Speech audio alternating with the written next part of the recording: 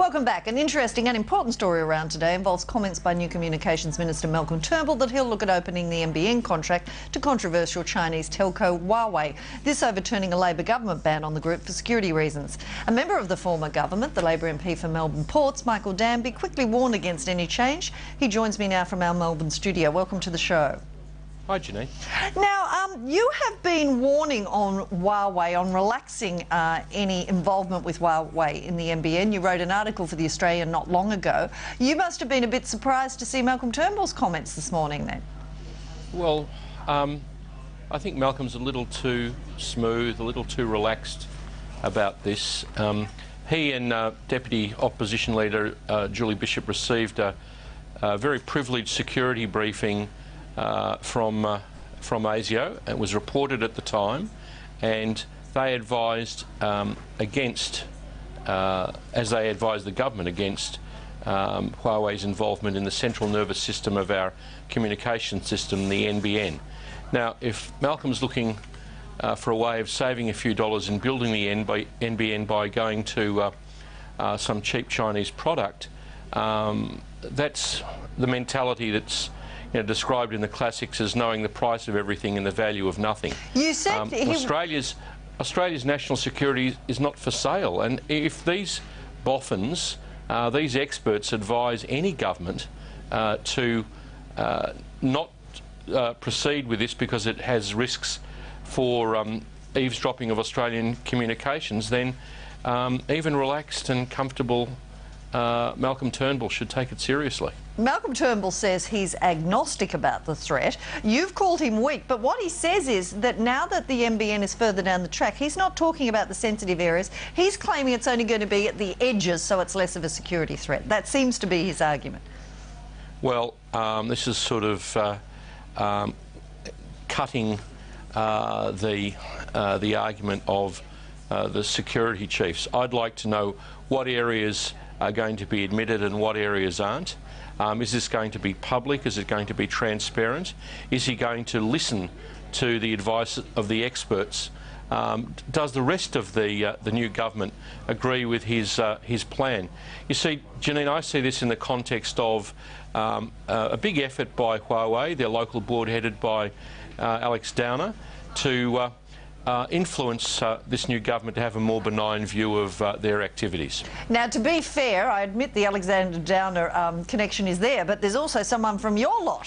John Brumby is also on the board. They haven't been short of grabbing politicians to lobby on their behalf, have they? From both sides. Absolutely, and you know, if it's whether it's John Brumby or it's Gerhard Schroeder working for Gazprom at for Mr Putin, I'm not 100% in favour of it. But my point is that we do not know what Malcolm Turnbull is describing, and I think the Australian public would be badly served by him deciding what is in the NBN, what products of Huawei are in or out. I would much rather rely on the people who are impartial, high-level and technical public servants who know how these products can be used. We're actually a member of a very important organisation that shares information for the protection of Australia called the Five Eyes community. The United States, the UK, Canada, New Zealand and us.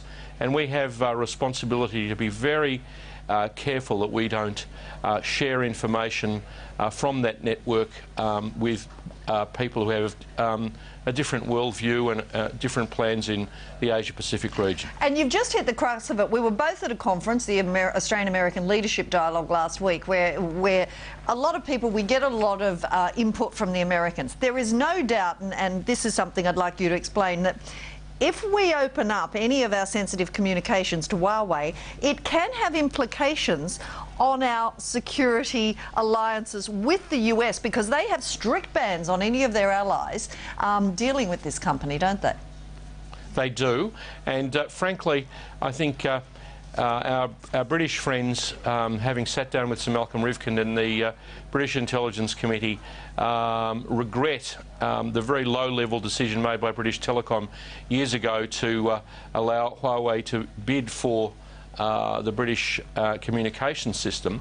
They're involved over there, and it causes them considerable problem and considerable expense.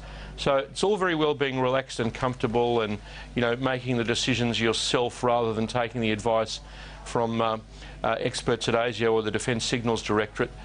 You should really take that advice, because it may end up costing Australia, not just in terms of jeopardising our relationship with this very sensitive and greatly beneficial intelligence connection that we get from these things, but the British actually spend £350 million on re-engineering some of the Huawei equipment, and this is, you know, it's not even from an economically rational point of view is this probably the right way to go.